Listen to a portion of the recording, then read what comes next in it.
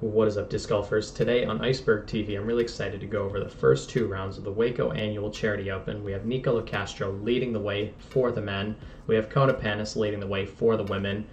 I want to just talk about a little bit in the top 10 for the men and then go over Kona's performance because she's currently just running away with it and she's playing some really amazing golf, averaging well over 1,000 rated. But we'll start with the men and then we'll talk about the women. So we have, again, Nicola Castro leading the way, Bradley, Gavin tied for second, Kale and Ricky tied for fourth, and then Calvin in sixth.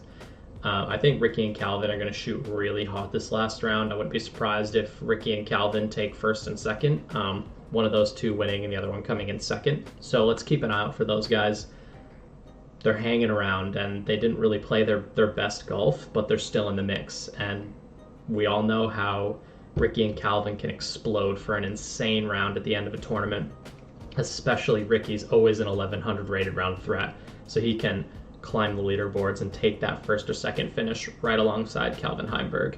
The other two players I want to mention are these other two players tied for sixth place, Raven Newsom and Gannon Beer. They're insanely good. They're very young. Raven absolutely bombs. He's very young, very talented player, averaging almost 1050 at the event, playing extremely well, probably the best event of his career, aside from when he shot that like insanely 1100 rated round. But as far as pro tours go, this is probably his best standing as far as I've seen. The same can be said for Gannon. I think Gannon's either 16 or 17 years old. He's a prodigy player. He's insanely talented. He was a 1,000 rated disc golfer when he was 14. He won AM Worlds by like 30 strokes. He's won AM Worlds twice. He's insanely good, and I'm really excited to see if he can maintain his top 10 position. The rest of the top players are shooting honestly disappointing for their own standards and for the standards of the fans. We want to see Paul Macbeth closer to, top 5. Ezra, I think he should be happy with anything in the top 25 with, how the first couple events went. Ezra's playing really amazing golf. And same can be said for Kyle Klein. He's just putting together really consistent golf. And I think anything in the top 20 would be satisfying for him as well. But as far as that, most of the other players in the field are pretty much out of contention for the win at this point, unless they do something amazing and the top players really start making big mistakes. So leave in the comment section down below, who do you think is going to take home the win for the men? Now we're going to just scroll down to the women's division. So I want to look at Kona real quick. She shot a 61 and a 61, 1,004, 1,010 rated. She's shooting insanely good golf. She won the All-Star event this year. She was feeling good coming into the season, coming into this event. Her and Colton have been practicing a lot. They've been posting on Instagram all the time. They've been doing field work. They're putting. Kona has a new putt she was working on for especially those circle 2 putts. She's doing that little flex thing now, and it seems to really be working for her.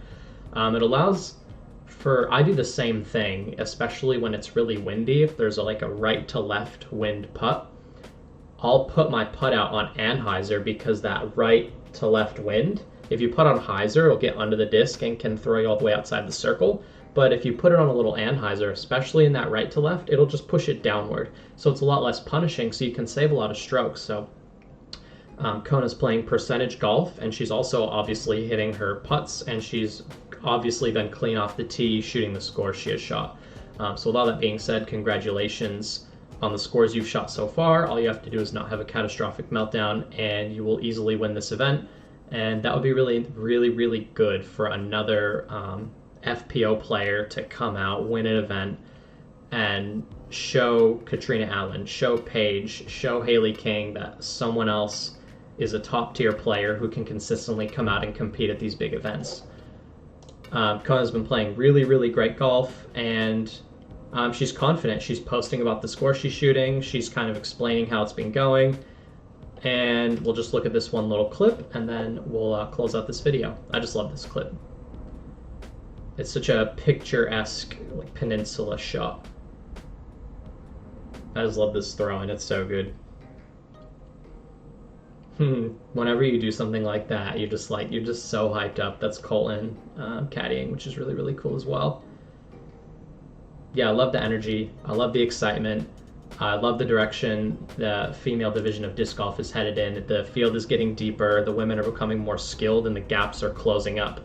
Paige used to be so much far and beyond everybody, but now all the other players are really starting to catch up here. Leave in the comment section down below who you think is going to win the FPO as well. Thank you for watching. This is Iceberg TV, and take care.